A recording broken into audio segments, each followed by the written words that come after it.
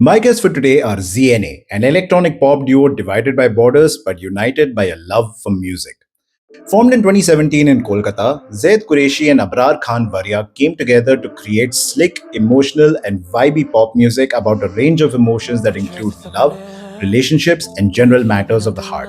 However, after Zaid moved to Canada and the duo subsequently went through the COVID 19 pandemic, what would ordinarily be the death knell for most musical groups instead only strengthened their collaboration.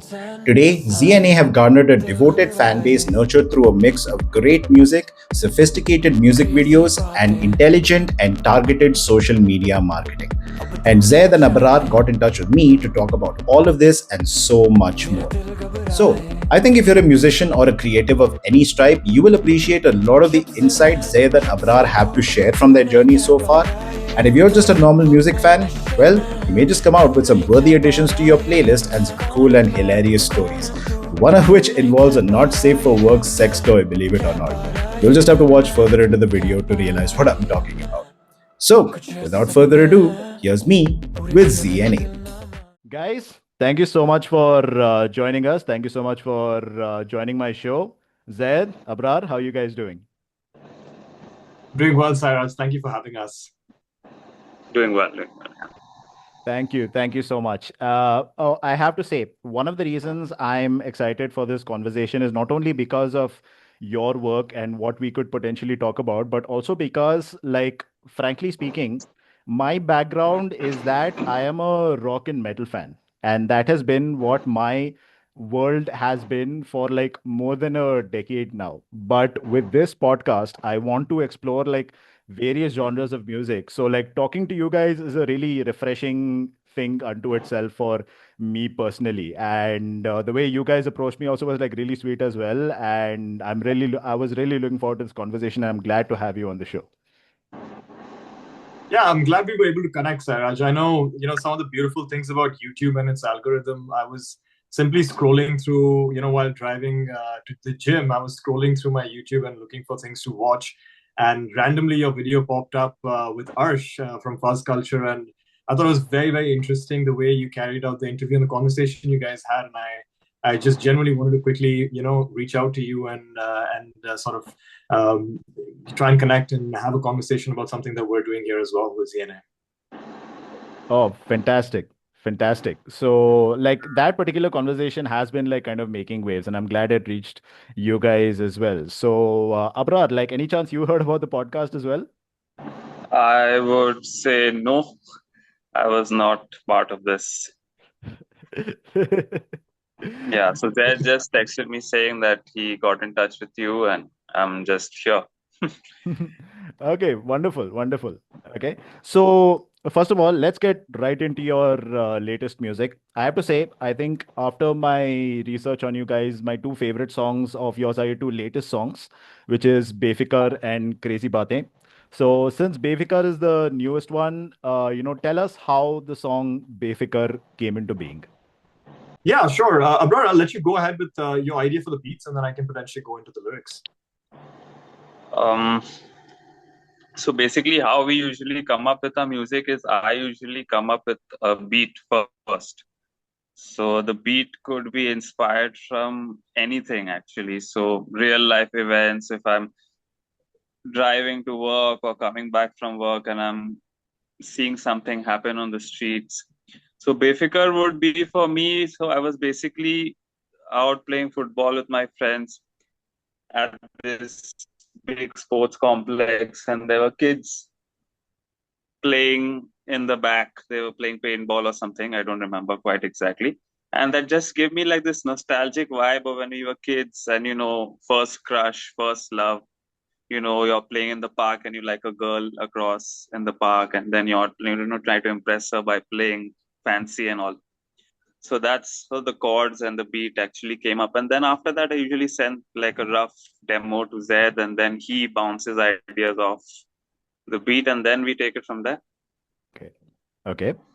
You put it pretty well there, Abrar. I think, Cyrus, here's the weird part. Abrar and I, we've never specifically communicated with each other on, how we're sort of the mindset we're both in while we're creating music. And I think that is some of the challenges you face when you're working through two different continents, right?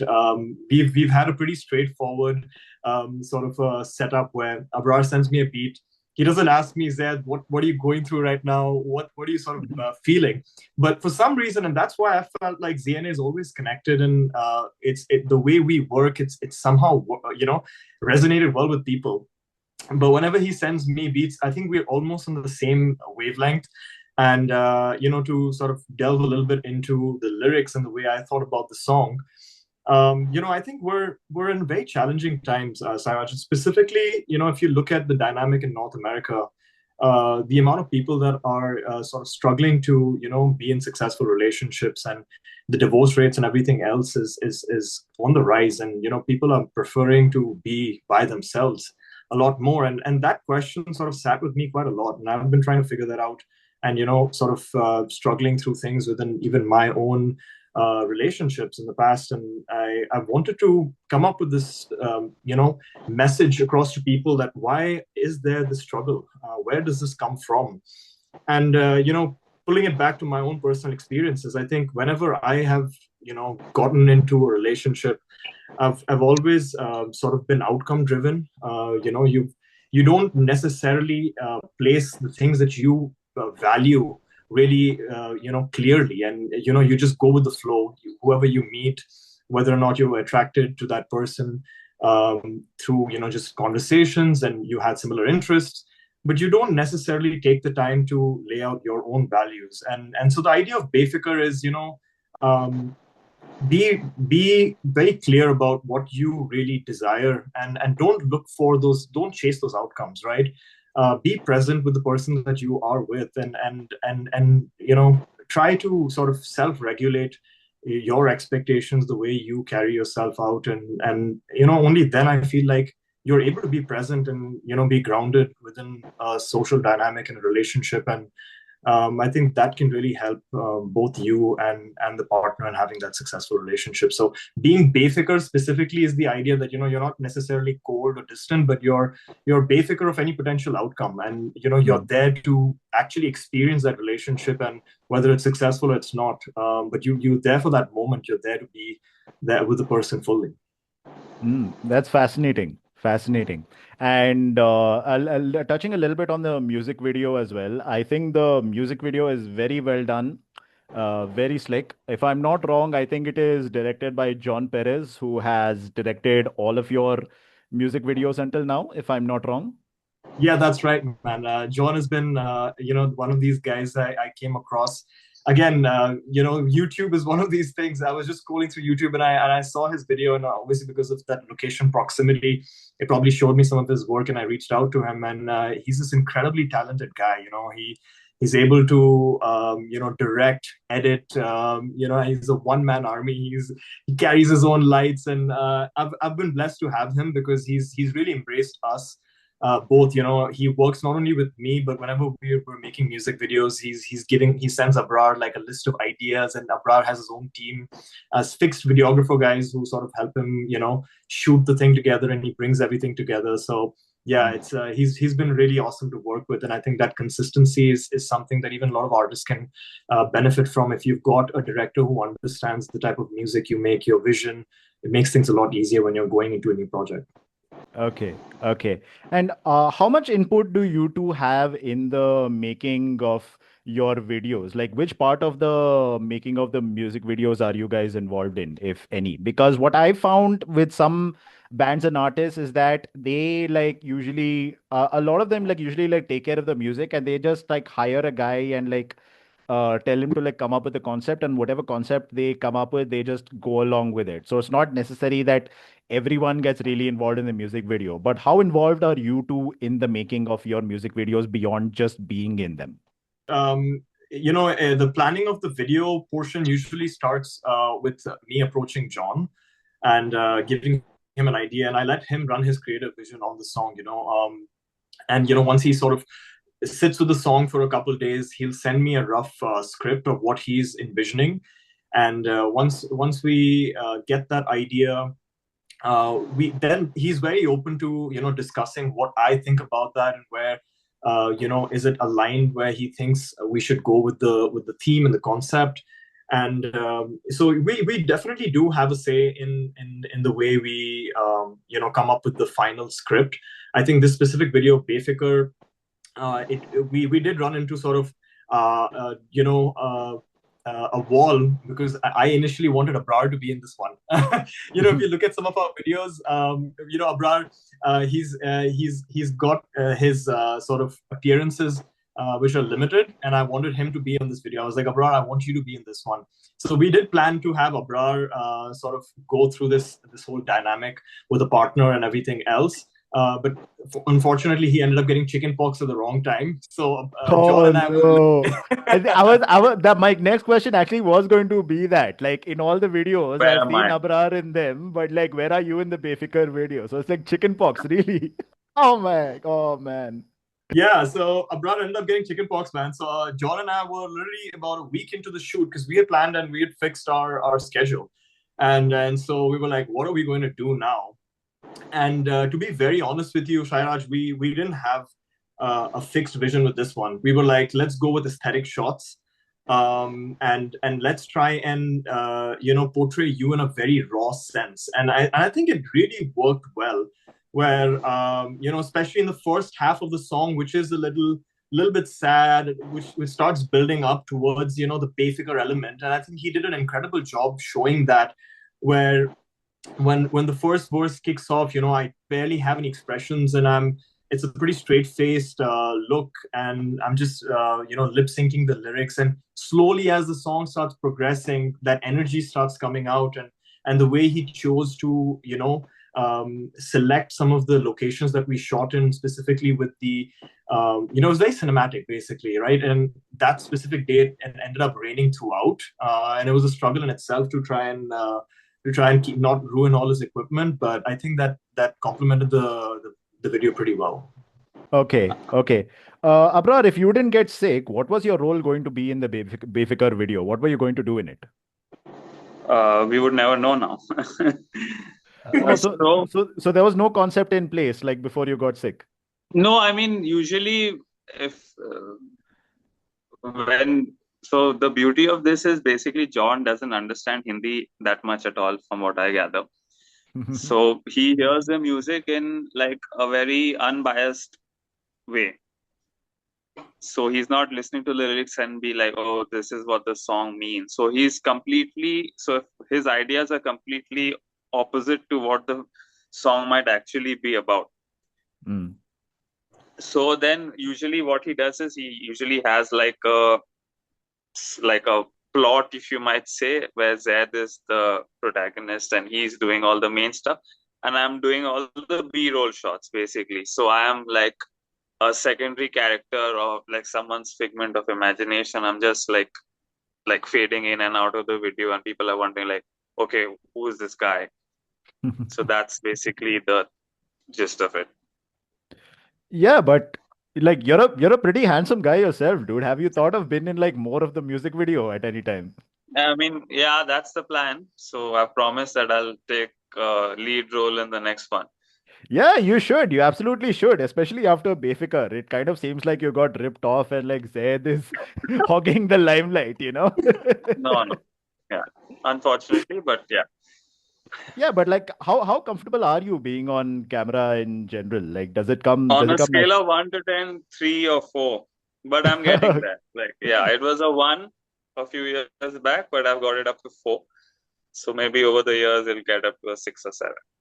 Okay, so like That way, I would like to bring forward that I would say Zaid was also a 3 or 4, but after these last 2 videos, I think he's a 10 now, because his camera presence, his body language is like, so it looks like he's meant to be there. Yeah, and I'm really surprised to hear you say that because Zaid, you express yourself very well on camera, but Abrar, I think it kind of feels like you prefer to be more behind the scenes, if I'm not wrong. Absolutely, yeah.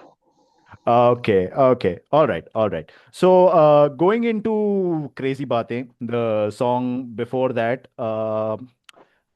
Zaid, I want you to confirm this. This is a little bit of a short, like before it cuts off, like, but your female partner in that video, like, is she putting a ball gag in your mouth? Did I see that correctly? That is correct, man. That is correct. And this is going into the fantasy world of John. He was like, so let me bring you some context to this. We decided that we should definitely have female presence in some of our videos, and actually came from my parents, because they saw our previous videos, and you know how our parents are, right? They're very conservative in a way, where they were like, they didn't get the idea of a duo, right? Like, especially a male duo. It didn't sort of grasp, like, whenever we shot videos, that you should have both the producer and the singer in the video. And so when we shot Humsafar and Matlabi, some of our previous songs, or Kya, they just felt like, are you and Abraar like singing to each other? Is this love between two dudes? There was a nightmare for that. Wow. Even I didn't and come up with that conclusion. and even for my mom, is coming to Canada, like that fear is always there. And if they find that I'm, single for a prolonged period of time, the first thought is like, are you like dudes? Like, are you even like girls? So these things, they obviously were begging us, hey guys, like, try and bring a girl onto these videos as well. So when we did sort of reach out, for somebody to be in the video, John was having a field day, right? He was like, you know what? Now that Zaid, you have to sort of be with a girl in a video. I'm going to sort of make this a little kinky, and let's he went to one of these these sex stores, and he picked up like a whip and all of those things. Thankfully, we didn't go that extreme. But yeah, it was something, man. It was something. Wow, I have never heard of an instance where the parents actually tell you like, hey, you need to up the sex quotient of your videos a bit. So it's kind of like, reverse sanskari. Like, in order to make you more heteronormative, they're actually telling you to like do more stuff with a girl on camera. That is wild. No, but yeah, even the same with my parents, when they saw all our videos, my dad would usually, we would sit at the dinner table and he'd be like, yeah, the song is nice and all, but if you want to really stand out in the market, you need that item girl, like they call it in India. Yeah. And I was like, is this coming from my dad? Like, I said, say that again. Like, I'm being business oriented. That is what he said. Wow. So like I was Yeah. going to ask you this like later into the interview, but like I'll say it now that we're on it. Like, how have your parents reacted to your music and your music videos so far? Like, aside from the suggestion about the girls, like what do they think about it? My parents have been very, very welcoming.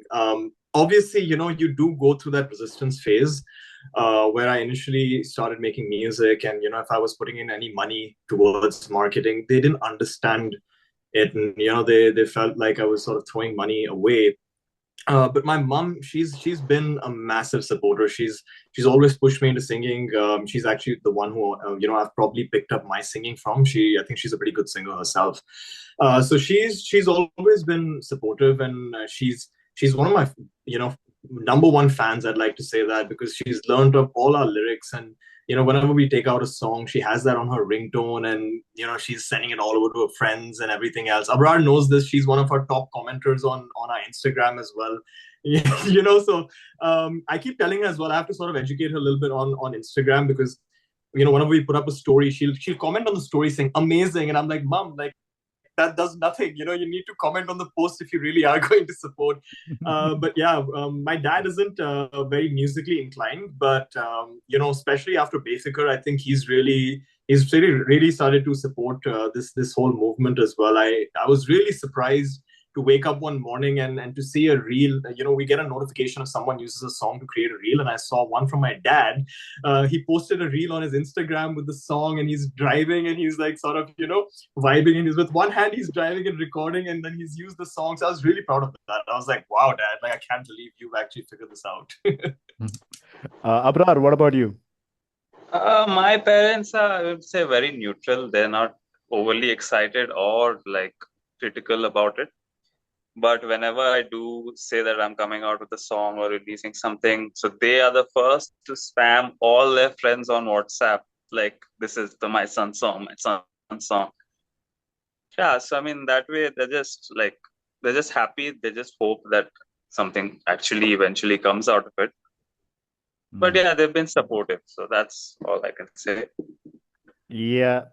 I mean, I completely vibe with that. I mean, shout out to our parents as well, because for my instance, like in my podcast also, like my mom and dad are the ones who share my work more frequently. Like, screw all my friends and all who say like, hey bro, this podcast is so good and all. My parents share the podcast more than they do. So I know who my day ones are. And shout out to our parents, man, like who are our day ones. Yeah. So my next question is to you, Zaid. Again about Crazy Baate and perhaps some of the other music videos as well. Like the playboy image that you kind of portray in videos like Crazy Baate, how true is it to you, or how much of it is you and how much of it is a character that you put on for the videos? I'm a little bit curious. No comment. My friend, my friends will probably disagree, and they'll say that I'm more leaned into the whole playboy role. But no, but I think I'm a I'm someone who prefers like being in long relationships, and I think that's been the case for the longest time, even since high school. I've been in pretty long relationships instead of just being in many at the same time. But I think specifically with Crazy Baate, what we wanted to sort of pull out wasn't even necessarily a little bit of a playboy look, but it was more about portraying how things are there's distractions everywhere, right? And we wanted to put it from a lens of like genuinely my life, where if you look at the lyrics from the start, it says like kuch aise sapne hain pure kiye bina dil na mane. And it's those sapnes being making a music career, for example. That's something that Abraar and I were both sort of aligned with. But then you go into uh, the whole ideas of distractions, whether that's through friendship. Chalab mehfil mein sari raat tu kya jaane. It's like you have this vision and you have this plan set, and but then there's distractions along the way, whether that comes through your friends. If you plan to sort of work on the weekend, writing music or recording some things, you've ended up not doing it because your friends have like they've called you for a party, you've ended up getting hungover, you drank too much, you just like, nah, not tonight, not this weekend. And Buketi just want to be your friend is the whole sort of, we wanted to show the fact that then there is the added distraction of being in a relationship, of being with another person, and what that brings to your life as well. And then towards the end, it's like mother wants me back at home at 10, but dil ghabraye, and that part also sort of signifies then there is also the even added pressure of parents and what they expect from you in life, right? And it all comes together in this whole thing where if you look at the music video, I start like sort of coming into this room, and I've had a shot, and then I look at there's a checklist, and if you go through the checklist, there's like send Abraar the song, send Abraar the vocals. And so I was, every time I was like, this is what I need to do. I ended up sort of getting distracted by love, or being distracted by your vices, your alcoholism and everything else that obviously some of us in this age we definitely have struggle with. A lot of people do see that as a distraction. And and then that sort of progresses into Abraar, who's basically just waiting for me to send him the material, and here I am like ignoring his calls, and I'm literally just completely distracted with what life is throwing at me at this present time. So I think that was the primary idea of Crazy Baate. But yeah. Okay, all right. So any interesting behind the scenes stories from the filming of any of your music videos, like any kind of, problems or jugaad or anything like that that you remember from the making of any of your music videos? Yeah, bro, do you want to maybe talk about our experiences from Tell Me Something, the struggles we had with our first music video? I think that would be something you can share. Yeah, the first music video was only struggles. I don't think it. So it was our first official, like, proper release, and then we decided to actually put in some money and like shoot a good video. That was the plan. And then we had friends in college who were doing like videography, and they like said, we'll do it for you. So we sat down and we had all the ideas done, and the music video was shot over, I think, 4 locations. and over the span of 2 days. But there was one scene where we shot like a party scene slash like a clubby scene in a nightclub, which had like about say 30-35 people, all of who were like friends and friends of friends who we had called because we wanted to make the club look like filled up, not like it was a big club. So, you know, getting all of them in the same place and making them understand that okay, this is serious, they were all very casual about it. That was an experience. And then also we needed more people in the second location, so transporting people, that was a big like experience learning curve, and then it was chaotic as well. I think, Abraar, if you remember, when we were shooting in Salt Lake City at the end of the night, I think this was one of the issues that we used to face quite a lot in India. If you landed up with equipment, you landed up with like, a staff that is shooting a video and there's a bunch of people. If you do it in a society, you're doomed, man, because very, very quickly you'll get somebody or the other who comes and like sort of start asking questions. You guys get permission. Right, that's one of our biggest struggles. When we were shooting. Yeah, and we were asked if we had permission or not, and we said so. We're shooting a college project or something, but the camera we were using was a film grade camera. So he's like, this doesn't look like a college project to me. Oh wow! Yeah. Wow. Okay. All right. And so plus, the number of people on the crew didn't help. Yeah. how many people were there? At that specific set location, I think there were about at least 15 to 20 people.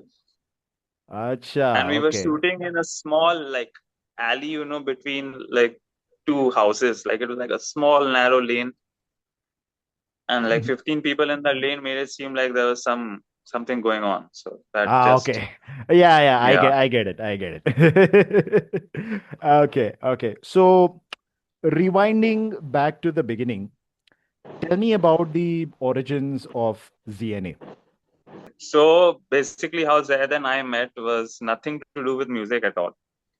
So we were part of this football group that would play like once or twice a week, and we had mutual friends. And we would usually meet there only. Yeah. We were not that close, so you just say hi, hello, play us game, and then go home. Then one day, one of our mutual friends, he was sitting and we were all chilling after the game, and he was talking to Zaid, and he was like, Abraar makes music. And Zaid was like, oh yeah, I'm a part of a band, this, that. And the friend in question, his name is Liam, by the way, he said, why don't you guys jam for a bit and see where this goes? And then he took my number, and then he got through to me after, I think, a few days, saying that he had some rap song he wanted to cover. And then I said, sure, come over. And then that's how it started. So then, the funny part of the story is, so he came over, and then whatever, we sat and we came up with ideas and all. And then he liked where it was going. And then he offered to pay me, saying that I said, no, I'm not going to take money because, this is my passion, whatever. He said, no, if you don't take money, you're not going to take it seriously. Said, okay, fine, fair enough. Let's finish the project and then we'll talk about the money. I still haven't got paid, by the way. Oh, okay. Zaid, what is this? Like, what is the outstanding amount? Can it be paid by Canadian dollars? The outstanding amount. He talks about the outstanding amount, but we never ended up getting the draft ready. Okay. And the funny part was, he's absolutely right.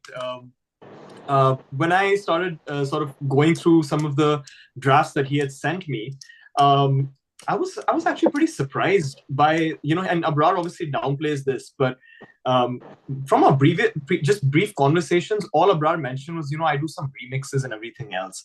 But after I, went over to his place and we started jamming, did I actually see that this guy is freaking talented, man? Like the fact that he was able to create just outside of some of the drafts he sent me, which was a little bit like club type of music, which was remixed. He had depth in his creative vision, and he was able to, come up with sounds, and on the go he was able to sort of change the dynamic of where we were headed with that song, even when I was singing those drafts. And so during this whole to and fro, it just struck me. I was like, I want to do this with this guy. It's not something, even though initially I did plan like, hey, I've had this inclination to compose music. I was in a band throughout school, and then towards the later half of school, towards our high school years, we actually ended up composing an album, and we recorded that. So I already had this idea in mind that I wanted to go into composing. But specifically, yeah, when I came across Abraar and the whole thing clicked, I remember it was almost Abraar. If you still remember this, I'll never forget it. It was almost like a proposal. I proposed to him after a couple of days of doing this. I'm like, hey, you know what? Do you want to do this with me? We'll call it ZNA, Zaid and Abraar. And yeah, Abraar said yes, famously. And that's when we said we started doing these things. Yeah, we started dating officially. Yeah. Star-crossed lovers. Okay, so from the research I've done on you, it seems clear that your roles are pretty distinct. Zaid, you are the lyricist and the singer, and Abrar, you are the producer and composer. But Yes. have you guys ever thought about, like, switching it up and switching each other's roles? Like, Abrar, have you ever contributed to the lyrics or singing? And Zaid, have you ever contributed to the production and composing? Has there ever been any kind of like cross connection? I mean, if you want to define it that way, that Zaid is the lyricist and I'm the composer, yes. I mean, majority of what we do is that. But then there are times where, there's certain songs where, like, I'm listening to the song and I'm listening to it with a different perspective, and like, okay, this lyric might go better in a different section of the song, or maybe this word is not actually quite gelling. So I give like minor inputs that way. And same goes with Zaid. If he doesn't feel like a certain part of the production is gelling with the vibe of the song, he'll be like, okay, can we try something different? So it's a cohesive thing. So it's not like I just do that and he does that and there's no intermingling of that. So it's like a partnership basically. Okay, all Yeah, right. and I think Abraar contributes a lot more to the vocals than most people even know about. Even though he doesn't necessarily sing, but if you look at all our songs, Iraj, they have a lot of elements of vocal chops sort of incorporated within them. And in fact, Abraar using these vocal chops in a very creative way gives me the direction to build the vocals on that. And sometimes he does it when I haven't even thought about it. So I've sent him a draft, and this is what I've sang, and I've sent it to him, and he's cut up my vocals, and he's cut up those sections, and he's changed it up. And he started one part of the song, he started it from the beginning, and he's chopped my vocals up, and he's made that into a chorus. And I've heard that back, and I'm like, shit, yeah, why didn't I think of this? We could have probably done that, and then I built from there. And I think, yeah, same with the way we compose the beats and everything else. Sometimes I'll run an idea with Abraar. I'm like, hey, we should probably basen the song up in this section a little bit more. I think it's dropping, and let's try and incorporate these things. And I think that whole dynamic really works well. Where at the end of any specific draft, 95% of the time, him and I are pretty much in consensus of what we want to do and where we're going with the song. Absolutely. Okay, all right, got it. So obviously the ZNA has continued to go on despite you two being in different continents. But Zaid, when did your moving to Canada happen, and how did that initially affect ZNA? I think it was 2019 is when I moved to Canada. And ironically, Abraar and I just met about a year before I was moving. So it was a transition that was bound to happen regardless of whether or not we planned for it. And initially, TLDR, I think it worked fantastically well. When we were in the same city, I think what ended up happening is I was reliant on going over to Abraar's place to record, and we had our challenges, with our different time schedules, and when you are sort of sitting in one space and you set out time, like I have 2 hours to record a vocal, and you've come in and you're not hitting those notes necessarily well, and if it doesn't work out within those 2 hours, then you have to postpone it to the next week or whenever we're both free to come over. And so I think this transition where I went over to when I moved to Canada and I set up my own studio at home, it worked really well for us because I could do this in my own pace. I could sort of record my vocals, edit up the pieces that he didn't want necessarily. Previously, like I would take like 15 takes, and Abraar would have to sit through all of those 15 takes and jot down the best ones. But I could start doing that myself, where I was just going to send him like the 3 or 4 final takes that I went through and sorted out, and that gave us some breathing space as well, where we worked on our own timelines. I would send him the melodies, of my vocals, and then he would send back the drafts after a couple of days of working on it. And this anticipation of what the hell is this guy going to send me started, really getting us excited about a new project, because I have no idea what he's going to do with it, because we're not sitting face to face working through the song and coming up with ideas live, and I think that's really helped. Abraar, what are your thoughts? I mean, I think it's worked in our favor actually, because the music is such a complex thing where if two people are working on a song, inspiration hits at different times for different people. Like when I come up with the beat, it's because I've got inspired by something that happened maybe say 5 minutes ago. But Zaid might not be on the same wavelength at that time to like work on that song. Maybe he's not feeling that inspired. So for us to actually be in separate places and work at our own pace has actually made things more streamlined that way. We can work at our own pace, as he said, and then ideas come out a bit better, because then you're not rushed. Because when you sit in the studio and then we just have like an hour a day together, you are bound, like you feel this pressure where you have to, oh, I need to come up with something, which is not the case right now.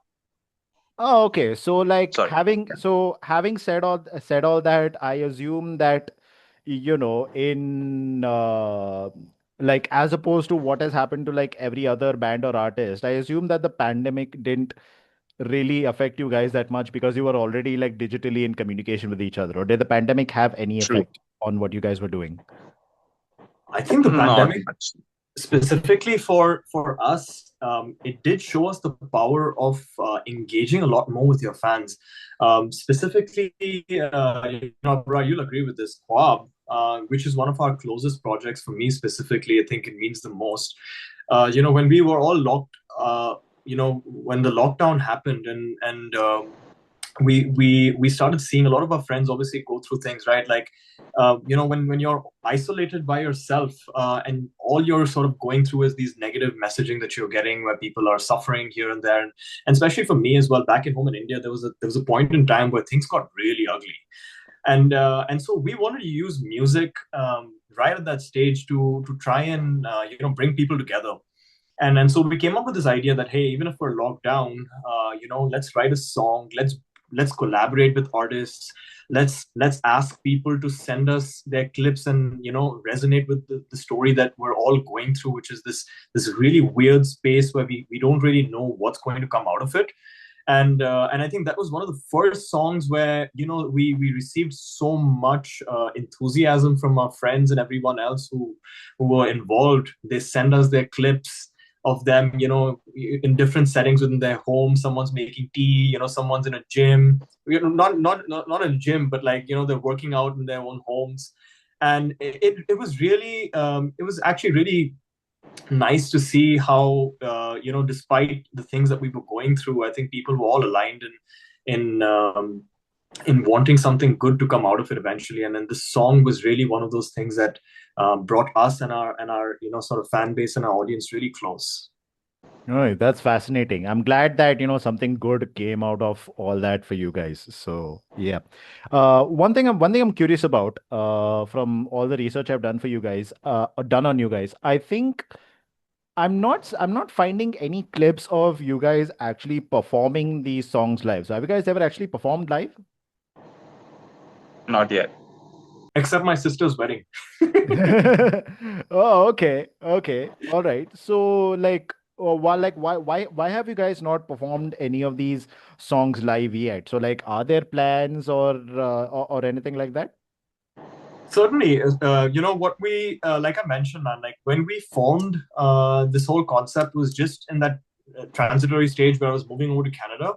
So that immediately became a challenge, and Abrar and I knew that we would have to sort of sacrifice some things, and live shows was definitely it. I wasn't sort of motivated to go and do this by myself, even though there were some opportunities here in Canada where there were some underground gigs and people were, I was being invited. If I had the chance, I could have gone and performed, but it just didn't sit well with me doing it without Abraar. I think ZNA stands for that. And we've decided to wait it out to a point where we can start building a foundation first.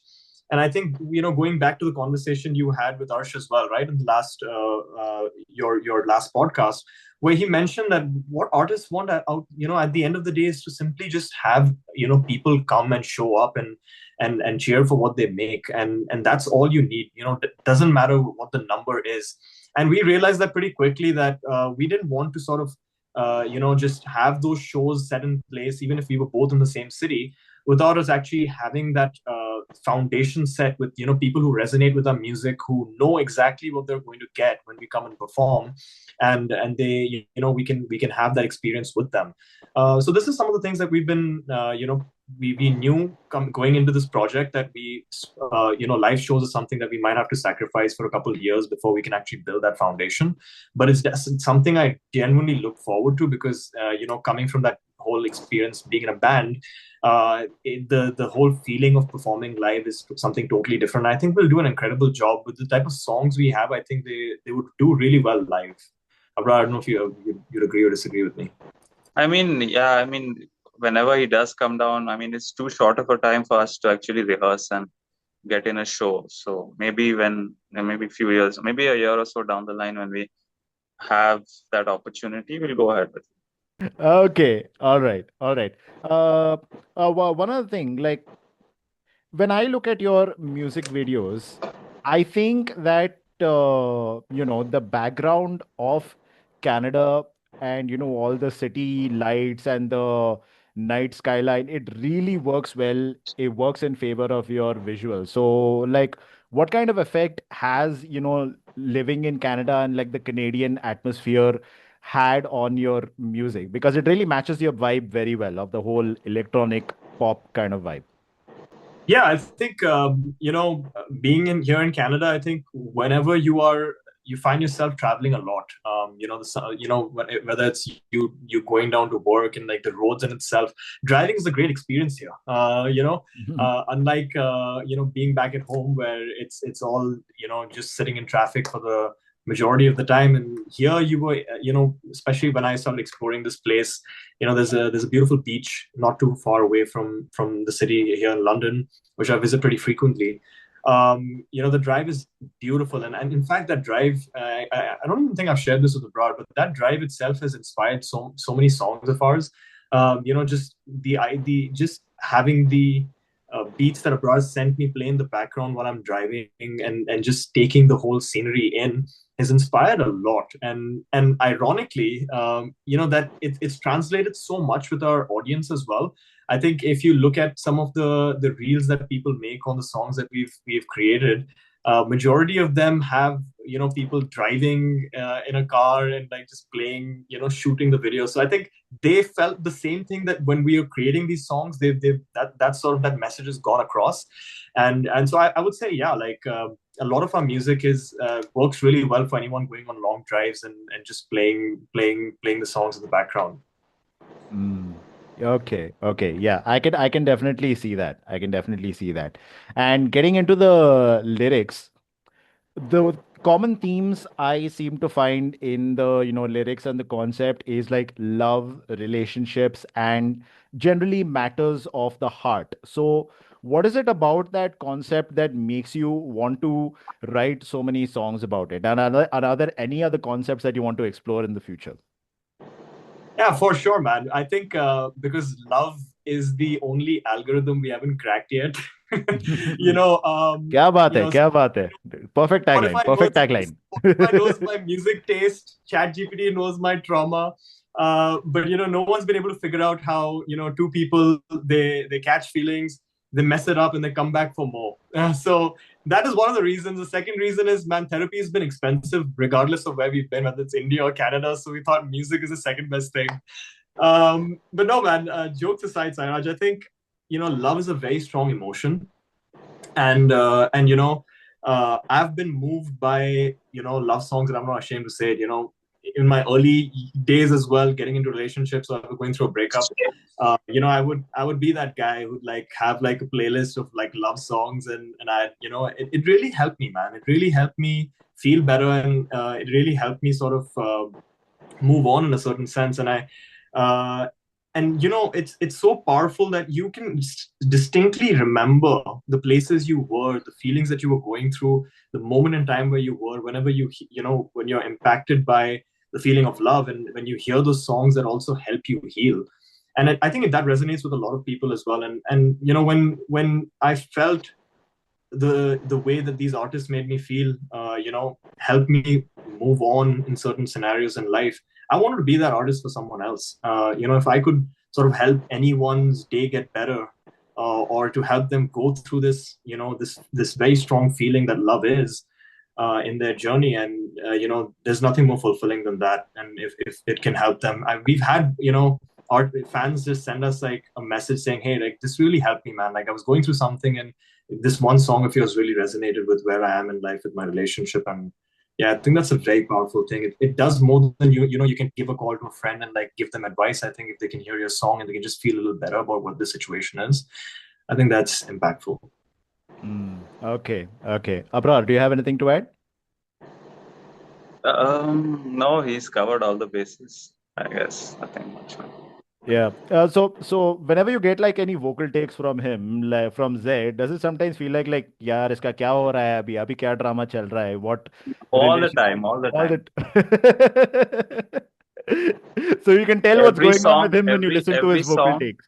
every time I send him a beat and I'm waiting for the vocals to come back, I'm like in my head hoping like this bar, maybe a different topic, and no, it's the same. But it's fine.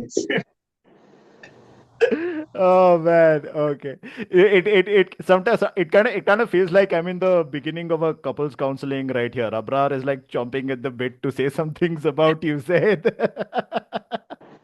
No, but that's actually the beauty of it, because our music and songwriting is completely independent of each other. So the beat might be inspired by something completely different and the lyrics are going another way. So that makes the song more unique, I would say. Okay. I think that's a great point. Yeah, I haven't thought of it like that. But if you look at most of our songs, the lyrics might be going in a different direction, but the music in itself can change the mood, whether it's a positive or energetic mood, or whether it's followed my sort of sad tone. I think that's a great point you made. Okay. Fascinating. Okay, so now getting to what Zaid, you mentioned in your initial message to me, you mentioned that you guys use quote unquote intelligent targeted marketing to cut through the noise and make your songs heard. So let's get to it. So how do you market your songs and cut through the noise, and what has that marketing resulted in for you? Yeah, absolutely. So, I think, Sairaj, it all starts with, first of all, for artists to know what they want to really do, what their vision is with their music. And I think Abraar and I, we've had this conversation with each other quite a few times, where we've decided that our ultimate goal is being able to do this consistently. We've thought about the idea of doing this full time, or potentially reaching this promised land, and what that promised land looks like. And we haven't really been that motivated to necessarily just aim for that as the ultimate goal. That would be an amazing thing to be able to do full music full time, but we don't really know what that does to us in the long run, right? We've seen too many artists at some point, because they've just wanted the idea of being able to do this full time, where they've been influenced into changing their styles. They've been influenced into only sort of making marketable music instead of just doing something that they actually really resonate themselves with. So, once an artist is able to identify that, and we're in that stage, we find ourselves, and if someone else, any fellow musicians are also in that stage, where they first want to pursue this consistently. And for us, it's a hobby where we can not only, it doesn't financially ruin us, because Abraar and I both, we have full-time jobs. He's an entrepreneur. He runs a gym. I work in corporate. But the beauty of that, and this is something that we previously didn't have the optionality of, is people can actually pursue their music as a hobby while also sustainably building it and compounding their fan base if they target ads effectively. And I think this is something that we were able to crack about a couple of years ago, where we run Facebook ads essentially, and in a world where people are so distracted, and it's getting even tougher for you to compete with people's attention. I think the only way you can sustain yourselves, and I think a lot of people also get discouraged when they make music, and if they literally just post on their Instagram and hope for that song to go viral and for them to do really well immediately, they're really disappointed. And the reason for that obviously is because you're competing with so many creators every second, and you obviously know that being a YouTuber yourself, it's incredibly tough to leverage the algorithm in your favor. So but the beauty of this whole thing, even though it's getting tougher, it's also getting easier in many ways. And I think that's the positive message I wanted to send out to people as well, where you can harness the strength of these algorithms to your benefit. So Facebook's AI is one of the most powerful tools you can harness, where if you run those targeted ads and you refine it down to the type of audience that you want it to reach out to, you can see amazing results. And obviously, depending on what your sort of budget is and how far you want to take your music, you can define that yourself and exponentially grow at some point. We run these Facebook ads that are targeted to specific audience types. So this is the weird part, especially for Befikar. We filter it down to what type of audiences might resonate with it. It's a trial and error. Sometimes it works, sometimes it doesn't. But Abraar doesn't know this, in fact. But this specific campaign, the keywords I used was Arijit Singh, Justin Bieber, Taylor Swift, and Spotify. That's it, 4 words. And that's resonated really well with the type of audiences Facebook is able to extract. And it's actually the audience fit that we've been getting from these targeted ads, and the conversions have resonated well over to Spotify, which is any sort of DSP that you use for your music. And this is I really encourage people to use Spotify if you primarily want to grow and harness the algorithm, because it's got one of the best DSPs, and it's learning through its AI. It's incredible. And so when you see your song sort of doing well, Spotify at some point takes that that rich audience that you're bringing over from your targeted ads over, and it ends up sort of pushing the song itself through its algorithmic playlist, right? So with Befikar, like I mentioned, we were able to get the type of audience that really resonated well with our song. And if you look into the Befikar radio and you go into Spotify, you'll see if Spotify is understanding how your song actually is, and the type of artists that would resonate well with the song as well, or complement the song rather. And so we've been able to enter Discover Weekly and radio, that is one of their flagship algorithmic playlists, and it's been now contributing to 20% of our streams. And over the past month and a half, solely from ads, we've been able to generate about 50,000 streams on the song, which previously there's just no way you would be able to do that. And so it's something that I think a lot of artists should definitely consider. I'd recommend listening to Andrew Southward on YouTube. I've actually worked with him on a couple songs as well. He's an incredible guy. He goes over the detailed steps on how artists can sort of set up their Facebook ad profiles, how they can target people, what are the type of campaigns they need to launch, what's the budget that might be sort of optimal for their desired outcome for whichever song they're working with. And Sairaj, you'll see that ironically, more than our just primary Instagram profile, where we put up those videos and we see those comments from people, if you look at the ad videos that go out, which obviously you won't be able to see on our Instagram profile, but if you come across the ad and if it's targeted you're able to see your true fans in there, because those are the people who've actually resonated with the song. And like I mentioned, going back to the algorithm, it's so incredibly powerful, where it's the best way to get someone used to your song. I mean, if the way we all listen to music, for example, Abraar and I sitting and we're in a car and he's played a song. Very, very rarely would you, immediately save that song unless, it's, there's a bias, like, the artist and the type of music they make and you're like, shit, I was waiting for this. But most of the times to convert someone to listen to a song and add it to a playlist, they need to hear it at least 2 or 3 times at a minimum. And this is what these algorithms do incredibly well, where when you do it through Facebook targeted ad, these campaigns, what it'll do is, it'll make someone hear the song for the first time, and if it's seen that this person heard it for like 4 seconds, it'll probably send them that song after a couple of days again, and it plays it incredibly well, where you most certainly will end up converting, because this person's like, without realizing, they're humming the song because through the stories or randomly while scrolling through reels, Facebook has sent them the song, and that's sort of created that loop where they're like, okay, yeah, now I need to go and save this song, and it's doing the hard work for you instead of Spotify having to do that for you, because when Spotify starts picking up your song through its algorithm and starts pushing it to people, those are mostly cold listeners. So you really have to focus on the first 5 to 20 seconds of your song to really convert those audiences into liking your song. But if you're sending Spotify the signal and the data, which is coming through these people who are already engaged, and when they convert through a landing page, through your ads, and they go into your DSP and they go ahead and, like the song, and they're already sort of, going to start replaying it because they've heard it on those ads quite a few times. And so they're warmed up to the idea and they've seen those visuals through those, reels that we've created.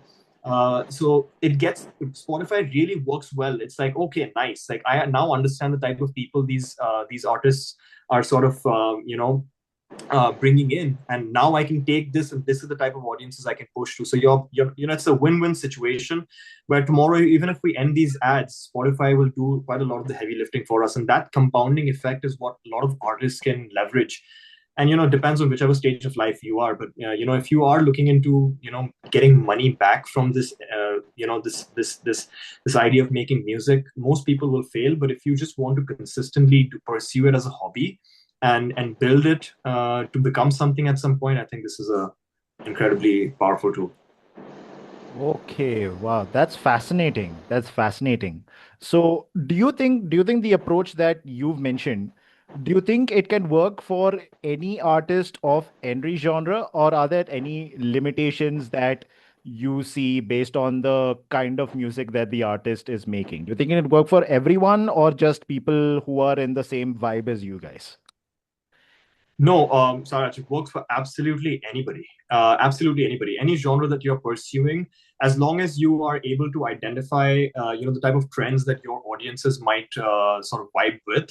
Whether that is, if you're taking out metal music, so if someone likes, you might put in gym, because a lot of people listen to gym metal music while gymming, and helps them. So people who like going to the gym, or you can add like, people who like listening. If you think your song specifically has like a lot of there's color, and there's like, your music video has a lot of like fashionable brands, you can target people who like shopping, for instance, who like shopping online, and those type of audiences might resonate well with your video too. So the limit to this is honestly, there isn't specifically any limit. You can target it for any type of music genre that you want, and you can get the desired outcome from that. That's very interesting, because what you're saying to me is not exactly what genre of music you can market it to, but what situation you can market it to, like the gymming situation or the shopping situation or the driving situation. So yeah, this is something that I've never really heard of. As someone who frankly is not on Spotify, I still listen to MP3s. Like, I know my taste, and I do explore like new music, but at this point in my life, I know what I like musically. But yeah, like, this is really something fascinating, that these are some really fascinating angles that you can take. So instead of like looking at the genre, look at the particular life situation in which people could resonate with your music. So that, I think, that is basically what you're saying. Yeah. Absolutely. And Sairaj, it's not necessarily limited to Spotify only, because I think the trickling effect, when you convert people who are genuinely interested in your music, and Facebook is doing the heavy lifting through its algorithm to get people interested, and to find the right people, and across the campaign, your pixel starts sort of understanding the habits. And what the Facebook pixel is just one of their tools that tracks how many people are actually converting and going over from Instagram over to your streaming platform. And it's like it's understanding the patterns of who is actually converting, what their interests and likes are. And so it becomes incredibly good at understanding who to send your music to, even if you haven't done amazing job at filtering out the initial crowd. But once it starts seeing patterns of who are the type of people who are engaging with your music, it starts learning that itself. And the trickling effect of that is, we've noticed, we've recently opened our YouTube channel. Previously, we were contracted to this VEVO, ZNA VEVO channel, which honestly is a disaster. And we could talk about that after a while. But we ended up creating a YouTube channel from scratch, and we wanted to sort of monetize it ourselves at some point. And just because of these ads alone, and even though we weren't necessarily sending people to YouTube, we wanted to build our Spotify growth first before we start compounding that into other platforms. But we naturally started getting people streaming our songs on YouTube, and we've now crossed 100,000 streams on YouTube without us doing anything at all, because these ads are basically, for anybody who doesn't have Spotify, will simply just, they'll probably hear on YouTube, or if they don't have Spotify, they'll hear on iTunes. But the idea is that they've been warmed up to the song because the algorithm. Okay. And getting back to what you said, like some time ago, like that is actually what I've noticed in my research also. When I was looking through your YouTube channel, you had videos going back like 2 years. So I assumed that you had been making music for 2 years so far. But then as I dug a little deeper, I found this ZNA VEVO channel where you had like, older music dating back to the time when both of you were in Kolkata, if I'm not wrong. So what exactly happened to that VEVO channel? Like, why do you call it a disaster? What exactly happened there? I mean, if the whole reason why we joined the VEVO thing was that was the in thing that time. All the big artists had, a YouTube channel, like The Weeknd VEVO or Taylor Swift VEVO. So I'm like, I thought it was some in thing where you like get this brand or tag attached to your channel, makes it look premium. But that was not the case at all, because they didn't do any marketing as such. It was just a name tag which we paid quite a decent sum of money for, and it didn't like, and they had certain restrictions on like what you can do with your video, if you can monetize it or not, and all that other stuff. And then you don't have the creative freedom with that channel. So we decided it's not worth it, and we might as well just parallelly open another channel and just do the stuff ourselves.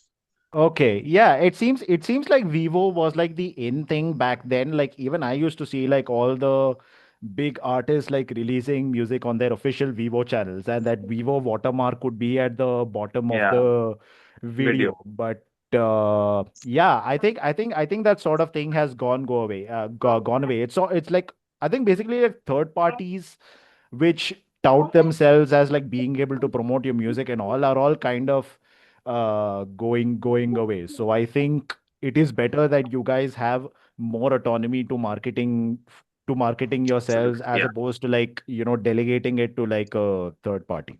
I'm just curious about one thing before we move on from this topic. So has the algorithm in any way influence the way you write your music, or have you just made your music by yourselves and just like done your tinkering with the algorithm?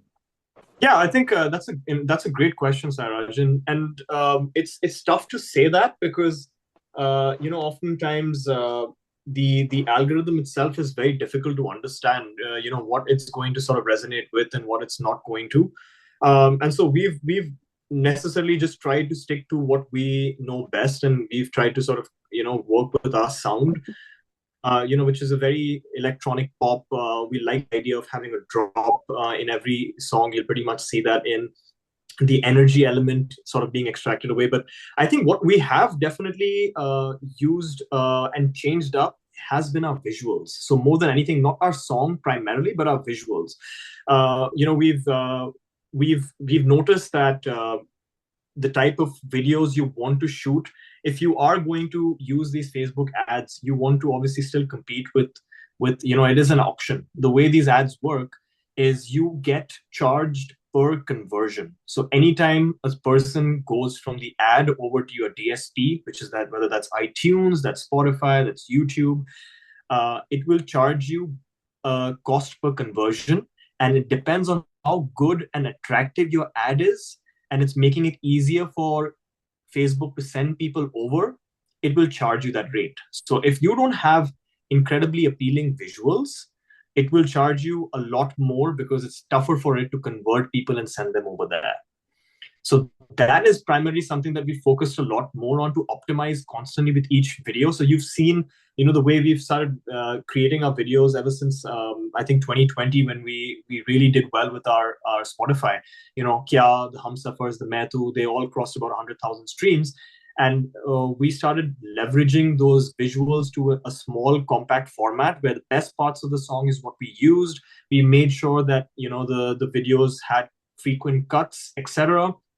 And I think that's something that the algorithms definitely influenced us to changing over. And the second thing that I think we've been doing in terms of the music, and I think I missed this in the first point, which is Abraar and I have realized that because of the shortening attention span of people, and we obviously know that through Instagram has done that primarily, and TikTok's done that, where people don't have that patience now to go over a song that's about 3.5 minutes or 4 minutes long. Our first few releases were in that range, 3.5, 4 minutes, but we have now actually broken away from that specific structure that most musicians follow, where there's a verse, there's a pre-chorus, there's a chorus, second verse, second pre-chorus, second chorus, and we've shortened the format of our songs. If you'll see, they now sort of hover between 2 minutes to 2.5 minutes at max, and we don't necessarily have a rigid system where we go through a second verse and we go through a specific second chorus. So what we ended up doing is we've changed our music in a way where we start with the hook. In most of the songs, the hook actually is the thing that we start with, and then we'll add in the verse, and then we'll add in a chorus, and then we'll just use the catchiest phases and the sections of the song into this compiled final drop that we do. And I think that specifically has been influenced by the fact that attention spans are getting shorter and shorter. You want to try and make your lyrics less complicated, more digestible for people to also remember. And I think Befikar is an example of one of those songs which has done that, where it's simple lyrics, it's not so complicated. Anybody who actually who resonates with the song can actually learn it up immediately and start singing it and humming it, and that's sort of in a way helped us as well. So yeah, I think it I haven't thought about this way, but now that you've asked that great question, I think it's influenced us in quite a few ways. So, before I get to my final set of questions, this is one thing this may be a bit abstract, this may be a bit out there, but I want you to go with me here because I've been very curious about this. So the kind of music you make is very vibey, and I wouldn't say mellow, but like very vibey with like the hooks and the beats and all of that. And it really seems like these days that in popular music, that is the kind of music that people really go for. Because, as again, my background is that of being into rock and metal music. And there was a point of time where like rock music was mainstream. But then I think sometime around like the 2010s, there was this transition to like hip hop, and pop started to get like more stronger. And then ultimately, like the kind of sound that you guys have is what a lot of popular artists have also. So, do you think there is any kind of like psychological reason behind it, as like, maybe like what is happening around the world right now is affecting what people are listening to, and that is why people are gravitating towards that kind of music? I understand that's a bit out there, but I was just wondering if you have ever thought about this or if you have any thoughts about this. That's an incredible question, and I can't disagree with that. I genuinely think I think North America is the trend starter in a lot of these things, whether that's with the advent of the technology that then starts translating over to our Asian countries, or whether that's even musical influence. You see a lot of the upcoming artists now do incredibly well. For example, like AP Dillon is one artist, and some of the Punjabi artists out of Canada are some of them that are doing incredibly well. Shub as well, right? Who are now, the type of sound they have is a very sort of R&B hip hop sound, which the likes of Drake, the likes of The Weeknd have sort of completely dominated the sound the music industry, and now they've added that sort of a sound with Punjabi lyrics and in a different style. And I think that's something that's influencing a lot of people, and it's now trending outwards, where Indians are starting to love that idea of artists trying to sort of get away from the traditional type of structures, and then they're experimenting it with some of the popular structures in North America. And I think we were the same, right? Like for ZNA specifically, I think Abraar and I take influence from the Chainsmokers, one of the most, Jeremy Zucker. We like the idea that you have these lyrics that are very easily digestible, but yet they make you feel a certain way with the ambient sound that follows it, with those drops. And so we've always wanted to.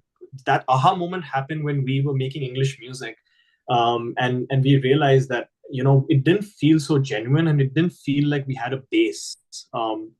When making music here, you're an Indian artist, a duo that is sort of trying to make English music, but you don't necessarily know what your direction is, and that's when, and specifically for Abraar and I, we've obviously grown up listening to English artists all our life, so I wasn't really big into listening to Hindi songs. But when I started trying to sing in Hindi, and actually some of these Hindi artists like AP and all of these guys who started taking out these fresh perspective of their sounds, I was really engaged, and I was like, hey, that's a very cool idea, and let's try something, our sound, let's try and do it in Hindi, and let's see how our crowd resonates with that. And I think it did really well, and now we've reached a point where we primarily only make Hindi music, and it's something that comes naturally. Every time Abraar sends me a beat, I'm first thinking it in Hindi lyrics and in Urdu lyrics, instead of like thinking of putting an English section in there. So you are absolutely right with your thesis there. I think the influence on on us through trends, upcoming trends, and obviously social media in itself, they all play a part in the way music is evolving. And now I think it's progressing towards the shorter formats, and with AI coming in and changing that whole landscape as well with its creativity, you never know what's going to happen.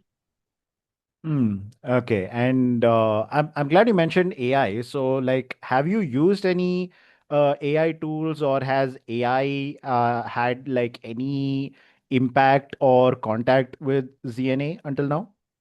Yes, certainly. So, when I mentioned my previous point about those Facebook ads, um, and I actually missed adding AI in there, because initially when I started going through these Facebook marketing campaigns and everything else, first of all, it's very tough. It's not easy. It sounds very easy, but for someone who doesn't have that experience setting up a profile, targeting a campaign, putting up your creatives and everything else, and then tracking that, the tracking bit, it requires some sophistication involved, right? You have to understand what are the general rates that are effectively will allow you to compound more without sort of burning your wallets, right? And so initially, when I started doing these ads, the only way you could effectively have a campaign that runs really well is you hire a third party sort of provider, right? These people who run these Facebook ad campaigns for you. And that is expensive, because not only are you limited to a budget that they would like you to sort of have at minimum to succeed, you would also have to pay for their work in helping managing that entire campaign. But over the last year, man, ChatGPT has been incredible. Like, this thing right here has helped me through every step of the way in planning and marketing this song. So Befikar, a lot of the things that are coming out in terms of our optimizations in the campaigns, what I just do each day is on my Spotify for artists. I would each day I just go and take a snapshot of our performance. So what the current stream per listener is, what the save rate is, and I feed that into ChatGPT, and it's been tracking my performance. I also take snapshots from my ad profile, so my Facebook ad campaign profile. I pull out the stats, upload it all into ChatGPT, and it does its magic, man. It tells me exactly where you need to optimize. It tells me exactly what not to do. So it's now you have a personal assistant who has the marketing genius of the top sort of service providers out there, and it's at your beck and call. and you can use it to sort of gauge what are good strategies, what are bad strategies. It has the playbook of Facebook installed within it. It understands everything in a second. It's reading through all of the the recent updates and the performance optimization suggestions on Facebook. And it does the same thing for Spotify, where it's constantly, in a second, when you ask it the question in the prompt, it'll tell you exactly what the latest trends are and what you should be doing. And I think this has been, one of those catalysts that is going to really help new artists as well. Right now, you guys don't need to sort of rely on hiring a third party agency or anything else. You've got ChatGPT and you've got AI, whichever provider you use, to help you navigate through these complexities of advertising and targeted campaigns that you have for your songs.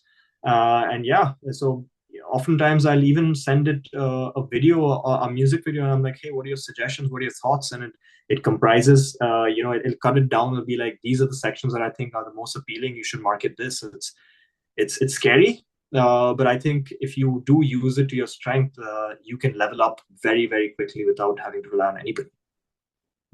Fascinating, fascinating. Yeah, it all seems like such a new frontier for people. Like, even though, like, understandably, like, there are concerns when it comes to AI and how it will impact artists, but that is a particular angle that I've never heard of, and that's really fascinating, and I'm glad it's working for you guys. So, just to wrap everything up now, what is next on the cards for ZNA? What have you got coming up? Yeah, we've got a track. It's called Sakoon. I think it's a follow up on Befikar. We did intend to release it with Befikar, but we realized that I think segmenting our release and focusing on the marketing for a period, let that run through and then release the second song. It also helps us with the budget. It sort of helps us divide that equally. So that's the next song that is coming up. I think I think it'll resonate very well with the people who've already liked Befikar. So that's the second song in mind we have. Fantastic. Fantastic. So, before we conclude this interview, I'd like to play a little game with you. Nothing too complex. It's called a quick Q&A. I'm going to give you a couple of quick questions and you give me a quick answer. All right? Okay, let's do it. All right. Best and worst song from your catalog? I think the best song and the most underrated song from our catalog is Tell Me Something. And why it's close to me is, ironically, I composed it when I was in Bangalore. I was interning for a while after school, just before in Canada. And so I was working in Indranagar. And so sitting in traffic again, this whole traffic and sitting in cars is something that's influenced most of our songs. Oh, Bangalore That is Bangalore traffic. I've lived here my whole life. You don't need to tell me about Bangalore traffic, bro. uh, so Tell Me Something was the first song that we created, which really resonated well with people. As Abraar mentioned, the music video we did, we brought all our friends together, and it was very whole. It felt really whole. My best friend Nathan, he's the protagonist in that video. So Abraar and I, just like those side people in the video, we just show our appearances just here and there, but for the most part, it's just all about our friends. So Tell Me Something has been my favorite from our catalog, and I think Saath Hai, which is like our second Hindi song that we tried to create. I think that's the one that I think is one of my least favorites, only because that was our experiment stage when we were getting into Hindi music. We did really well with Khwab being our first Hindi song, and we're like, oh, we've got this now. Like, Hindi music is pretty sort of interesting, and we can navigate through this. But yeah, I think it didn't really do well at all. Yeah, that whole pixel art style that you took with Saath Hai was pretty cool, though. Yeah, I think we worked with this guy's name is Dotish, and he was a fellow producer as well, and again, very talented guy. We worked well with editing and everything else, so he was like, I'll help you guys with this. Okay. Favorite guest artist that you featured in your music? Ashwin. I would say Ashwin Bhaskar. I think this guy, back when we were sort of going through Khwab, he had a YouTube channel, and he wasn't. He was still doing really well with that YouTube channel, but obviously not like going viral by any means.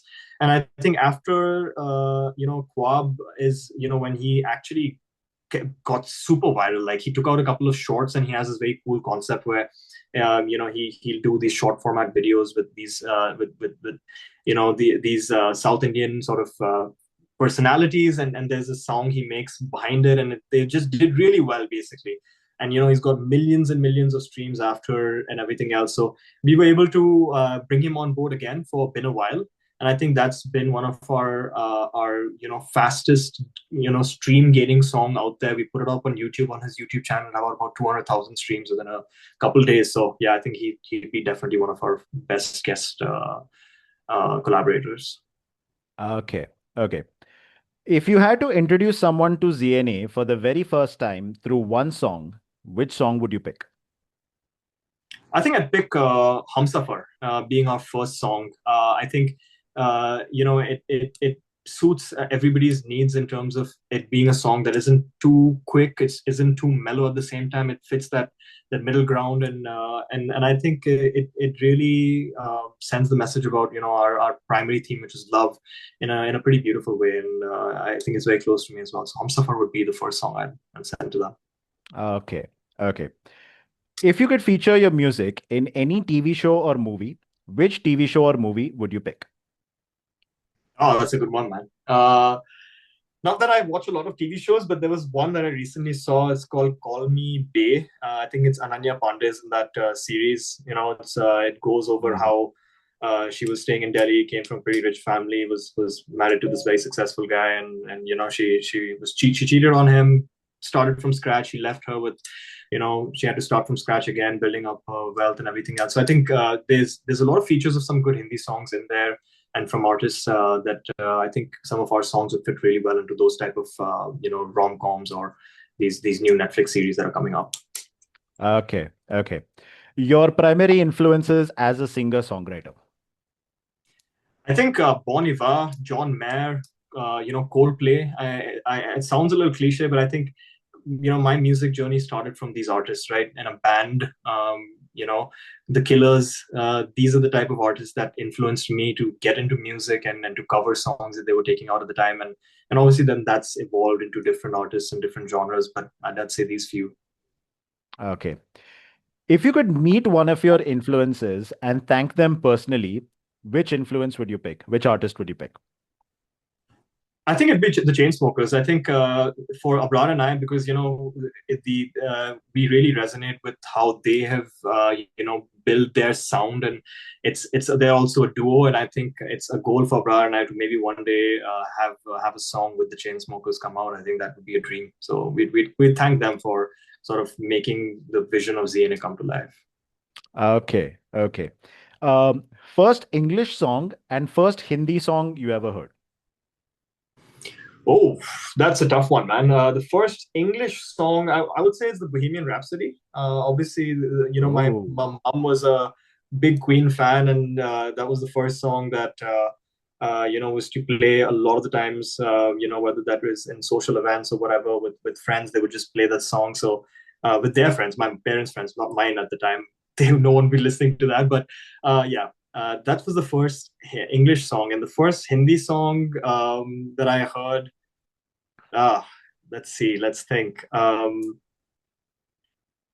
think it would probably be something from Kailash Kher. I think, and the reason for that is my uncle used to listen to him a lot, and growing up, traveling in cars and everything else, he would play Kailash Kher songs all the time. So it wasn't actually a very sort of at the time. It was for me, I was listening to a lot of Hindi music, but it was the first song that I resonated with it, and I sort of saved into my playlist, or like sort of Googled it, and I was trying to sing like him because I think his voice is incredible. So Kailash Kher would be definitely the artist. Okay. Okay. First band or artist t-shirt you ever bought? The Strokes. I remember I was in Thailand, and I was pretty obsessed with them at the time. Some of the songs, because our band was like trying to cover some of their songs. So yeah, I picked up a t-shirt of the Strokes. Wow, you actually picked it up in Thailand. Wow. Yeah, because for those who might not know, like all the bootleg t-shirts that you get here in India, they are like made in Thailand. So we call them like Thailand Kamal. So in your case, you literally went to Thailand and like got one Strokes t-shirt, which is probably bootleg, but I won't hold it Yeah. against you. Like when your kids, like, you get like cheap t-shirts like that, and when you start making money you get like official t-shirts and all. But wow, you actually got your Thailand Kamal from Thailand. I was really proud of it. I was like, I'm going to show my bandmates I found this, and yeah, so the Strokes. Okay, okay. Um, Dream collab you would like to do as ZNA? I think for sure it would be the Chainsmokers, like I mentioned. I think doing a collab with them would be great. I think we're seeing a lot of artists, like Martin Garrix and all of these guys collaborate with Indian artists, Arijit Singh. So I think we're headed to that trend now. So if we have an option to collaborate with someone, it'd be probably the Chainsmokers. So Jeremy Zucker would also be another one that we'd really love to collaborate with. Hmm. Okay, okay. And lastly, I know you guys haven't performed live yet, but what would be the dream gig that you would love to perform at or even attend?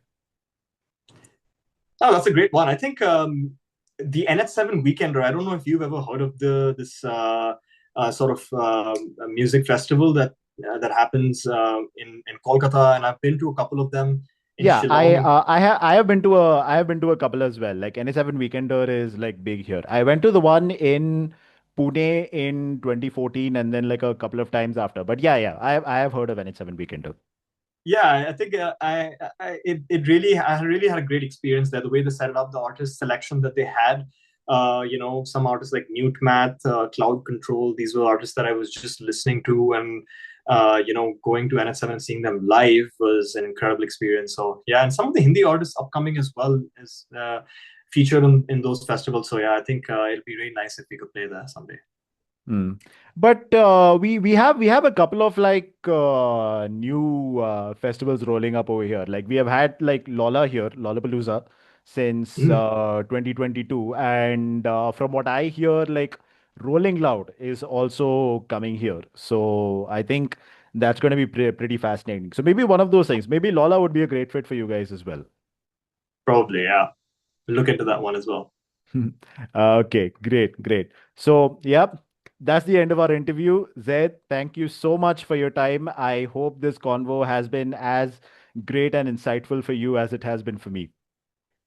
No, thank you so much, Raj, and keep it up, man. Like I love the approach you take, and I'm actually so impressed by the research you've done in such a short period of time, going through our catalogs and finding a little bit more about us. And in fact, the questions you asked, we haven't even asked ourselves these. So I think it's really helped us sort of formulate where we're headed, what our plans are, and we're going to refer back to this video in the future all the time. So really appreciate you for getting this started for us as well. Thank you so much, man. And again, like I took note of the couple of times you said, like, Abrar, you may not know this, but I get the feeling that I kind of unearthed some things that you haven't told Abrar yet. So I think that is the sign of a great interview. You're realizing things about yourselves that you didn't previously discuss. Yeah, 100%. Okay, great. So, everyone, thank you so much for watching this podcast. Check out ZNA's music on all streaming platforms. Check out their latest video and song Befikar and keep an eye out for their new music. And if you like this conversation, like, share, comment, subscribe, and we'll see you soon.